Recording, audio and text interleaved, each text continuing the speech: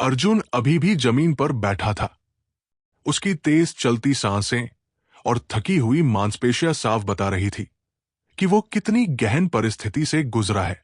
उसकी आंखों में एक अजीब सी चमक थी, जैसे वो खुद से सवाल कर रहा हो। सामने खड़ी लड़की की मुस्कान में रहस्यमयी इशारा छुपा था। हम फिर मिलेंगे, उसने हल्की आवाज में कहा और धीरे धीरे जंगल के अंधेरे में गायब हो गई। जंगल में छाए सन्नाटे ने अर्जुन के अंदर उठ रही हलचल को और गहरा कर दिया। उसकी उंगलियां अब भी हल्का हल्का कंपन कर रही थी। उसने लंबी सांस खींची और अपने अंदर उमड़ती ऊर्जा को महसूस किया। लेकिन इन सब के बीच उसके मन में एक सवाल गूंज रहा था। ये सब क्या था? थोड़ी देर बाद उसने खुद को संभालते हुए पहाड़ी से नीचे उतरने का फैसला किया। रास्ता उबड़ खाबड़ था, लेकिन उसका ध्यान जंगल में हुई उन अजीब घटनाओं पर ही टिका हुआ था। जैसे जैसे वो नीचे उतरा, उसने देखा कि ऊपर की ओर भारी भीड़ जमा हो रही थी। कई शानदार वस्त्र पहने लोग अपने शक्तिशाली सेंशन के साथ पहाड़ी की ओर बढ़ रहे थे। उनकी आंखों में ताकत और गर्व झलक रहा था। वॉइडबॉर्न के दिखने की खबर इतनी जल्दी फैल गई। अर्जुन ने खुद से बुदबुदाया। उसकी नजरें उन अमीर और ताकतवर परिवारों पर टिक गई, जो अपने सेंशन का प्रदर्शन करते हुए आगे बढ़ रहे थे। उनके बीच शैडो एनफोर्सर्स के काले कवच पहने अधिकारी भी थे। उनकी गंभीरता और अनुशासन देखते ही बनता था। शैडो एनफोर्सर्स, शहर की सुरक्षा का नाम। उनका नाम सुनते ही लोग सतर्क हो जाते थे। ये संगठन केवल उन्हीं को चुनता था जिनके पास अद्वितीय सेंशंट होते थे और जो असाधारण क्षमता रखते थे।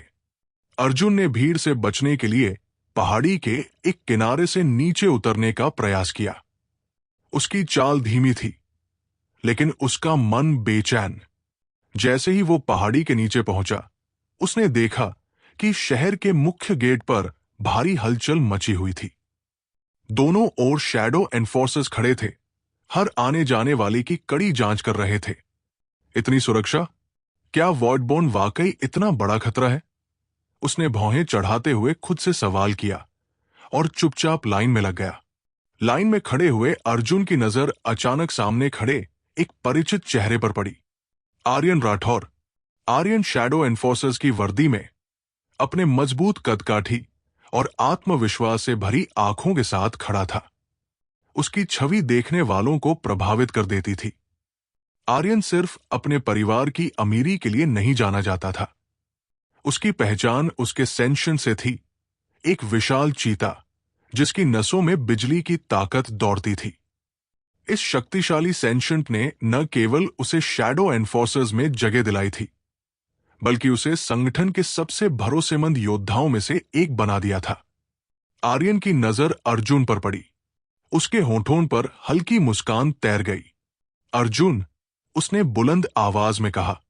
उसकी आवाज में गर्मजोशी और आत्मविश्वास था। वो अर्जुन की ओर बढ़ा। तुम यहां क्या कर रहे हो?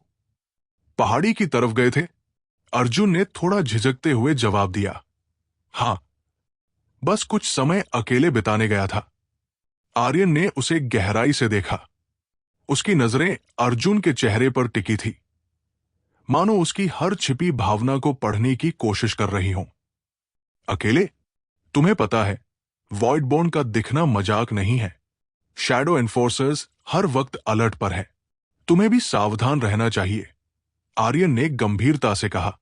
अर्जुन ने हल्के से सिर हिलाया, लेकिन उसने कुछ नहीं कहा।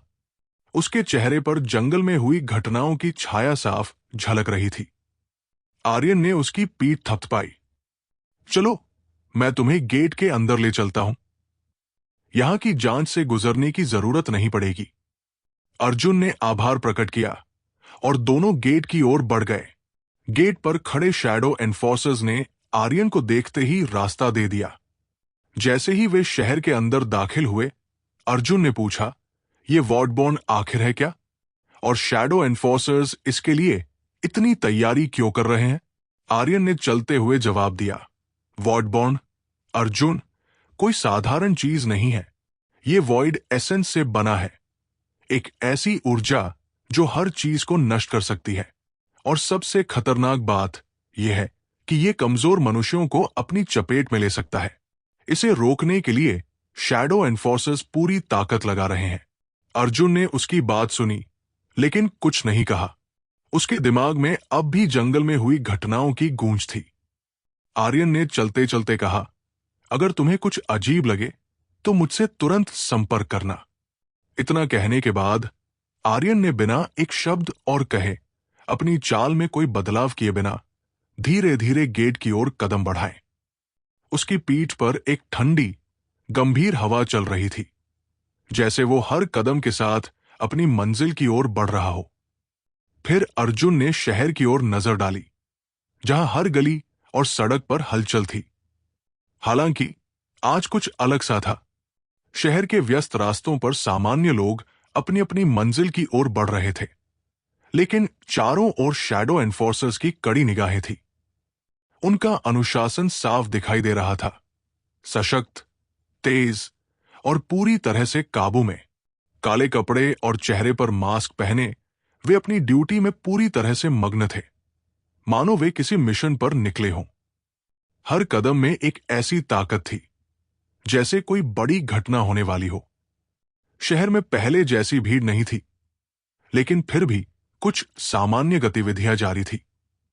सड़क के किनारे कुछ दुकानों के शटर आधे खुले थे और लोग आपस में बगैर किसी डर के बात करते हुए आगे बढ़ रहे थे। लेकिन शैडो एनफोर्सर्स की उपस्थिति ने वातावरण को गंभीर बना दिया था। उनके कदमों की आवाज में एक सख्त अनुशासन था, और जैसे जैसे वे शहर के विभिन्न हिस्सों में गश्त कर रहे थे, अर्जुन को एहसास हुआ कि कुछ बड़ा हो रहा था। यह महज एक सामान्य दिन नहीं था। अर्जुन ने अपने कदम तेज किए और देखा कि सभी चीजों पर बारीकी से निगाह रखी जा रही थी। लेकिन ये निगाहें डर और खौफ से नहीं, बल्कि कड़ी अनुशासन से भरी हुई थी। ये शहर अब पहले जैसा नहीं रहा था। हर कदम पर एक अजीब सी गंभीरता थी, जैसे हर किसी को अपने कर्तव्यों का पूरी तरह से एहसास हो। मानो शहर का हर हिस्सा एक विशाल मशीन की तरह काम कर रहा हो, और उसमें कोई भी चूक स्वीकार्य नहीं थी। यह दृश्य बहुत ही प्रभावशाली था। शैडो एनफोर्सर्स के कुछ सदस्य अपनी स्काईलार्क्स पर बैठकर शहर की निगरानी कर रहे थे, जो कि आकाश में ऊंचाई से घूम रहे थे। इन स्काईलार्क्स का आकार छोटा और लचीला था, जो उन्हें हर कोने में आसानी से घूमने की सुविधा देता था। उनके आसपास की हवा में हल्की सी गूंज थी, और ये विमानों की उड़ान से जुड़े शांतिपूर्ण लेकिन गंभीर माहौल को और गहरा कर देता था।